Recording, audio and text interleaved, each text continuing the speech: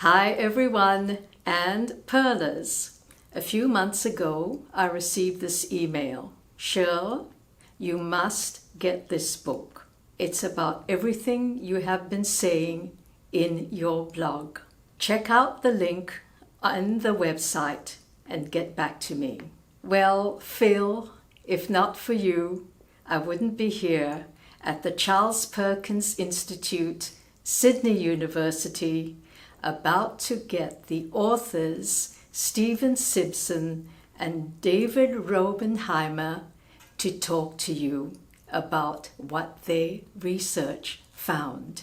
Eat Like the Animals is about studying the appetites of animals. Locusts, cats, monkeys, to name a few. Watching and tracking the single grasshopper in the middle of the Arizona desert. David, I was so distressed that you left your water bottle behind, but you assured me you were fine the next day. How did these animals know instinctively how to balance their nutritional needs while we still are trying to figure this out? More than 35 years of cutting-edge research and uncompromising dedication has gone into this book. David and Stephen take you from the jungle to the laboratories and finally to your kitchen, discovering the facts of what we are eating and how we can better balance our nutritional needs. Conclusion: the secret to optimal health and a longer life is to balance your appetites with the right mix of protein, carbohydrates, and fats, and replacing chemically concocted foods with natural foods that are so abundant and yet so ignored. Many thanks to David and Stephen for giving of their time today. Also to Rachel and Rebecca, who've organized this visit. And thank you as well for giving us a car space. Now, do you want to know what ice cream, chocolate, shampoo, paint, and crude oil have in common? Watch, buy the book, and you'll get to know all this.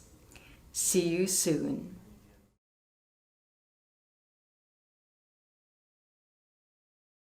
Okay, I'm David Robenheimer. I'm a professor of nutritional ecology at the Charles Perkins Centre at the University of Sydney. And I'm Steve Simpson, Professor Stephen Simpson. I'm the director of the Charles Perkins Centre here at the University of Sydney. And David and I have worked together for the last 34 years, and our journey, which spans continents and spans different sorts of animals from slime molds to people, and addresses the big questions in biology around what we should eat and why we do eat what we do eat. That journey is described in our book, and the book is Eat Like the Animals, and what it's about, as Steve says, is what we've learned from studying over 35 years the eating habits of a wide range of other species, including our own, both in laboratory studies and also in their natural habitats in the wild, what we've learned from that research about nutrition in humans. And it's a rather strange journey, because to end up as we have with new understanding about the human situation when it comes to our diet and our health, we began as biologists working on insects. And you really wouldn't necessarily think that that's where you might start on a journey to uncover really fundamental and new ways of thinking about the obesity epidemic in humans. But that's what we've done. And we've been guided by some really big thinkers in the history of science, among which I guess the biggest would be Charles Darwin, I Yeah. think, as in the history of biology, he was the leading light, and he provided a framework in the theory of evolution by natural selection that really helps to think clearly about biology, both in terms of interpreting the diversity of strategies we see around us, including feeding strategies, and in understanding why they came to be the way that they did come to be. And the real power of that is that it's what's known as comparative analysis in biology. If you study a wide range of species, you're in a better position to understand any other species because the patterns are general. And there's no more complicated biological challenge than that of mixing a balanced diet. Every species that's ever lived on this planet has evolved ways of doing that. And if you want to actually solve a fantastically complicated problem, like how an animal meets all of its requirements for dozens of different micro and macronutrients, then what better designer to take as the process of natural selection? Natural selection over the history of life has solved the problem of how to eat a balanced diet innumerable times. And so what we set about doing was looking for the basic and the fundamental common features that span all animals, ourselves included, by looking at a whole range of different animals. And we started with locusts. And what we found in locusts, so the question we were addressing is how is it that every species we've studied or anybody else has studied in the undisturbed wild, in their natural habitats, have such a remarkable ability to eat a balanced, healthy diet, the diet that is best for them, with our own species being a glaring exception. And what we discovered is that the mechanism which is fundamental and shared to all of those species, by all of those species that we've studied, is that they have not a single appetite, but they have separate appetites, different appetites for different nutrients. And the job of these appetites is to tell the brain, and therefore behavior, which nutrient the animal needs at any particular time. What nutrient does the body need? Signals that to behavior and helps to direct the animal to select the foods that contain the required nutrient. And the reason that's actually a rather radical idea is that traditionally we all think of being hungry as if it's a single thing. You feel hungry or you feel full. And what we showed, and it began with locusts and it's extended, as David said, throughout every species that we've looked at, including ourselves, is that animals don't just feel hungry or full, they feel hungry or full for particular things. And in fact, there's probably 5 specific appetites, and we discovered those were protein, carbohydrate, fat, salt and calcium. Salt and calcium being 2 of the micronutrients, protein, fat and carbohydrates, what are called the macronutrients, the ones that yield the energy that we all need. But we need more than energy. We need nutrients to build tissues, to grow, to reproduce. And unless you get that right balance, then the organism isn't going to be functioning optimally. So, which of the appetites came to dominate the behaviour of animals was another question we addressed. The job of these appetites, as we were saying, is to help the animal select a balanced diet, satisfy all of its nutrient needs concurrently. The challenge that animals face is that their natural environments don't always allow them to have the privilege of having access to all of the nutrients that they optimally need at a given time. So sometimes they're stuck in an ecological and natural situation where they have particular requirements, but ecology prevents them from satisfying those requirements. So for example, very often it's the case that primates feed on leaves, which are high protein, and also fruits or an equivalent like acorns that are high fats and carbohydrates. But the high fat and carbohydrate foods are not available consistently throughout the year or across years. So there are periods in which they're stuck, in the natural habitat on a diet that has, say, too much protein relative to fats and carbohydrates. And those individual appetites then do not enable them to reach their intake target, to balance their diet in the way that they evolved to do. But they have evolved, because this is a normal circumstance in the lives of animals, very commonly so, they have evolved an alternative strategy to minimize the disadvantages of being stuck in that suboptimal environment. So if you're stuck in an environment, a food environment, where you've got too much protein and too little fats and carbohydrates because you're an orangutan, as David discovered, living in Borneo jungles and there's no fruit around, then what do? Your protein appetite is saying eat enough protein. Your appetites for fat and carbohydrates are saying try and find more fats and carbohydrates. Now, that means that those appetites are going to compete with one another. And what we've found in many species, but not all, is that the protein appetite dominates. So the animal will stop eating when it's got enough protein, even if that means it's eaten either too much or too little of everything else.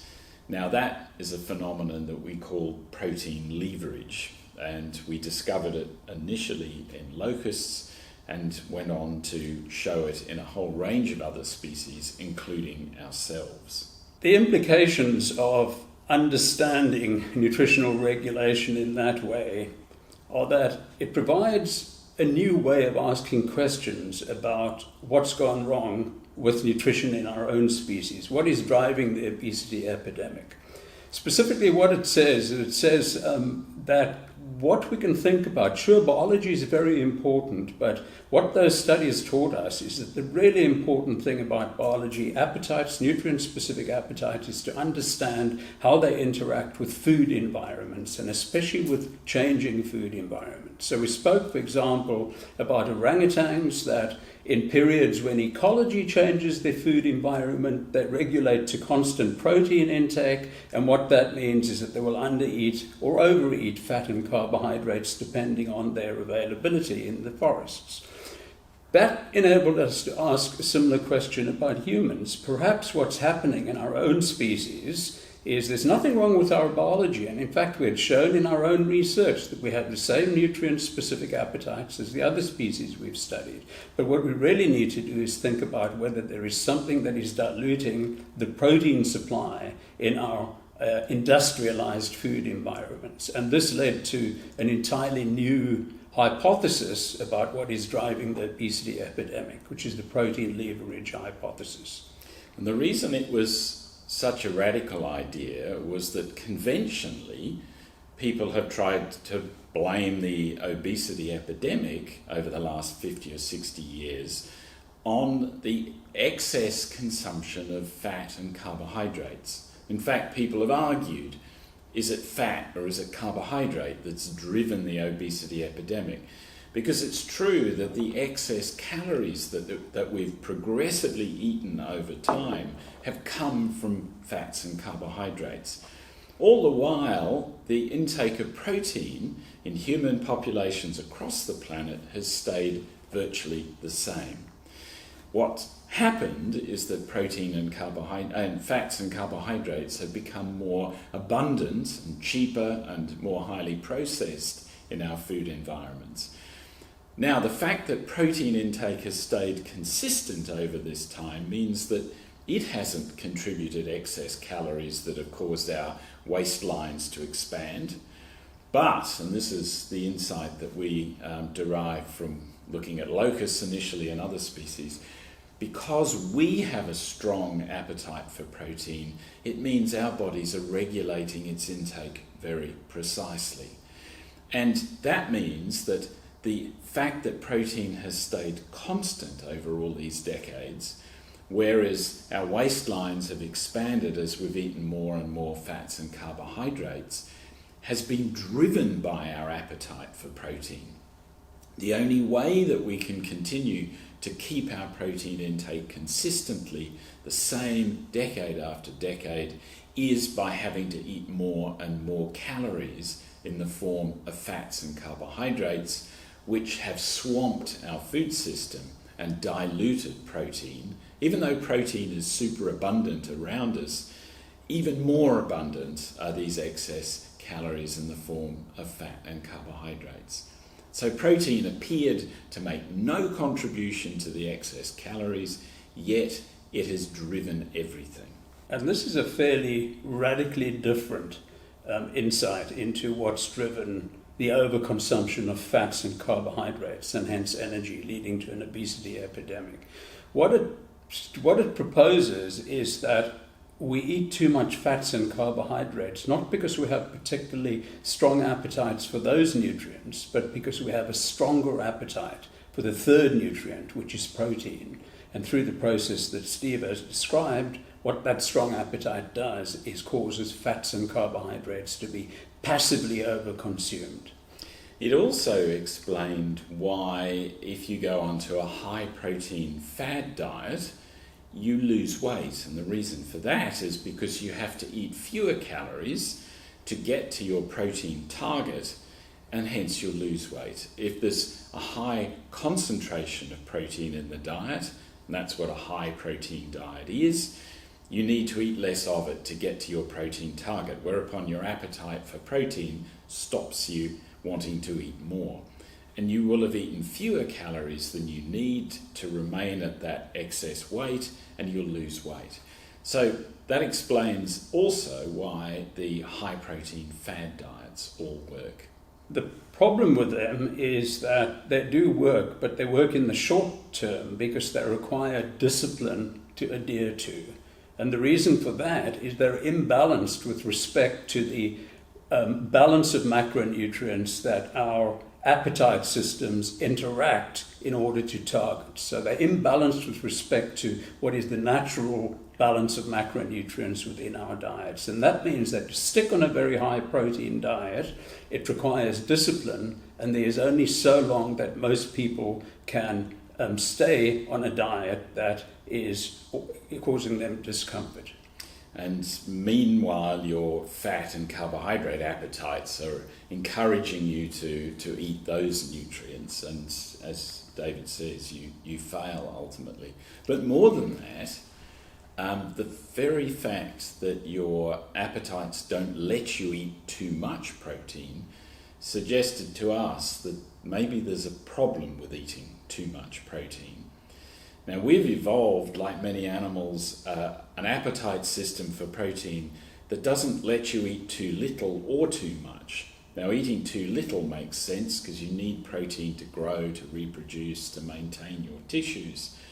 But what's the problem with eating too much? Why should we care about over-consuming protein if it's there?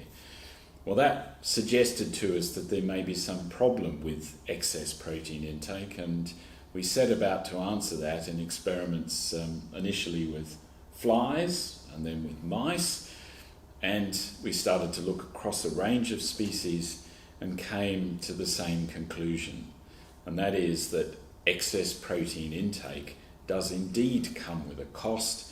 It accelerates the rate of aging, and that means particularly in your midlife, then you're at risk to a whole series of chronic disease conditions, as well as having accelerated biological aging if you eat a higher than optimal protein intake. So Darwin again was right. There are costs to eating too little and too much, and our system, our biology has evolved to get the balance right. So what this perspective does then is it really highlights the question of, if protein leverage has driven the obesity epidemic, what is it in our food environments that have diluted protein in the way that it has? And why is it that we eat so much of them, that we choose to select those foods and dilute our diets with protein, dilute the protein in our diets, even though we've shown that in other circumstances, in experimental circumstances, we select a diet that is balanced with respect to the protein content. And the answer to that we've now found is that what is diluting protein in our diets is the influx of highly processed industrial foods and the aggressive marketing and the packaging and the composition, the manufacture of these foods to appeal optimally to our taste buds. And what they do is they divert us through those factors into a diet that is lower in protein than what we would otherwise select in a less altered food environment.